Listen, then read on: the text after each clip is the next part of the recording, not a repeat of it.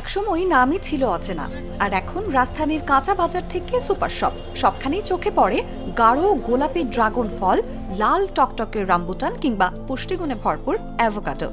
যে ফলগুলো কয়েক বছর আগেও ছিল অভিজাত শ্রেণীর সীমিত ভোগের পণ্য, সেগুলোই এখন জায়গা করে নিয়েছে সাধারণ মানুষের প্রতিদিনের খাদ্য তালিকায়। শুধু রাজধানী নয়, দেশের জেলা উপজেলাগুলোতেও এখন সহজলভ্য এসব বিদেশি জাতের ফল। বাজারে বাড়ছে সরবরাহ, সেই সঙ্গে বাড়ছে ক্রেতাদের আগ্রহ। ক্রেতাদের মতে দেশে বাণিজ্যিকভাবে এসব ফলের চাষাবাদ শুরু হওয়ায় দাম তুলনামূলক কমেছে। পাশাপাশি নতুন স্বাদ ও পুষ্টিগুণের কারণে পরিবারের খাদ্য তালিকায় যুক্ত হচ্ছে বাহারি এসব ফল। চীনা দিয়ে শ্রমিকদেরকে বেশি মূল্য দিলে আসলে ভালো পর্যায়ে যেতে পারতো, বা তাদের আগ্রহটা বেশি হইতো যে আরো ভালো কিছু করা যায় কিনা। বাইরের দেশ থেকে আর হইতেছে আমদানি করতে হইতেছে না, আমরা দেশেই উৎপাদন করতে পারতেছি। আমাদের তাহলে হইতেছে চাহিদা পূরণ হয়ে যেতেছে। চাহিদা পূরণ হয়ে গেলে তো আর অ্যাকচুয়ালি বাইরের দেশ থেকে আনতে হবে না। আর যদি বাইরের দেশ থেকে আনতে না হয় তাহলে তো সেই ক্ষেত্রে কষ্টটা কম পড়ে যাবে, তখন তো দেশের দাম কমাটা স্বাভাবিক। আমাদের দেশে আমরা যদি চাষ করি তাহলে আমরা কীভাবে বেশি লাভবান হতে পারবো, আর দেশে যে প্রজাতিগুলো আছে সেটাও আমরা কীভাবে বেশি করে আমরা উৎপন্ন করতে পারবো।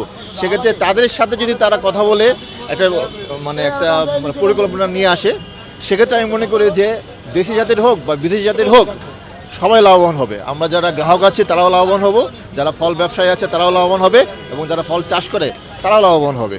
চাহিদা বাড়ার প্রভাব পড়েছে বাজারেও। দেশি মৌসুমি ফলের পাশাপাশি এখন সমান গুরুত্ব পাচ্ছে বিদেশি জাতের ফল। বিক্রেতারা বলছেন আগের তুলনায় এসব ফলের বিক্রি কয়েক গুণ বেড়েছে। তারপরে তো বিদেশি থেকে আঙ্গুরটা আছে, এটা ওইভাবে খায় না। বিদেশিটা মান ভালো হয়, এটা খাওয়া, এটা সব দিক মিলে ওইটাই ভালো হয়, মানে খাওয়াই জুসি করতে। এখন আমাদের পণ্য ভালো হয়েছে, কিন্তু খাওয়ার মতো জুসি যে ইটা আছে ওইটা এখনো ফিরে আসেনি। ওটা আসলেই হয়তো পাবলিক খাওয়া শুরু করে। বিদেশি ফলের চাহিদা ভালো, আর দেশি ফলের চাহিদা আরো বেশি ভালো। এইটা বিদেশি থাইল্যান্ডের আম এখন বাংলাদেশে উৎপাদন হইতেছে, বিদেশের চাহিদা কমতেছে, বাংলাদেশের আমের উপর চাহিদা বাড়তেছে। কৃষি সংশ্লিষ্টদের মতে বাংলাদেশের উর্বর মাটি ও অনুকূল জলবায়ু অনেক বিদেশি ফলের জন্য উপযুক্ত। ফলে আমদানি নির্ভরতা কমিয়ে এখন দেশেই সফলভাবে উৎপাদন হচ্ছে ড্রাগন, অ্যাভোকাডো, রামবুটান সহ নানা ফল। আর অল্প বিনিয়োগে তুলনামূলক বেশি লাভের সম্ভাবনা থাকায় নতুন প্রজন্মের কৃষি উদ্যোক্তারাও ঝুঁকছেন এই খাতে। বিগত 5 বছর আগে বিদেশি ফসলের যে চাহিদা ছিল, এখন কিন্তু দিন দিন সেটা বাড়ছে। কারণ হলো আমরা বাইরে থেকে যে ফলগুলো আমদানি করি তার চেয়ে এই বিদেশি জাতের ফল বাংলাদেশে যে উৎপাদন হয়, এই ফলগুলো স্বপ্ন মিনাবাজারে দাম তুলনামূলকভাবে কম। এই জন্য ক্রেতারা খুব খুশি, এই জন্য দিন দিন চাহিদা বাড়ছে।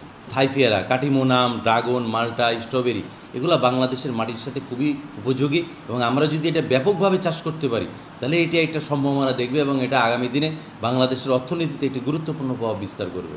শুধু কৃষি জমিতেই নয়, ছাদ কৃষিতেও বাড়ছে এইসব বিদেশি ফলের জনপ্রিয়তা। রাজধানী সহ দেশের বিভিন্ন এলাকায় বাসা বাড়িতে ছাদে শোভা পাচ্ছে ড্রাগন, অ্যাভোকাডো ও রামবুটানের গাছ।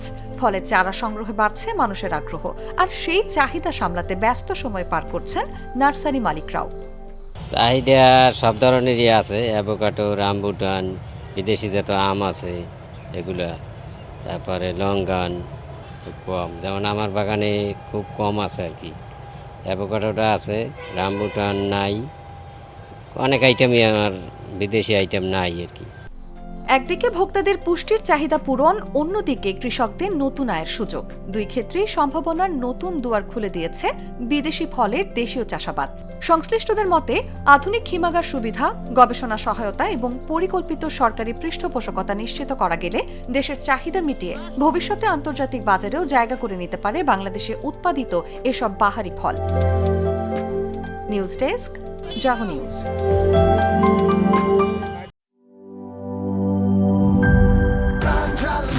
প্রাণ ঝালমুড়ি, এই ঝাঁজ সেই ঝাঁজ।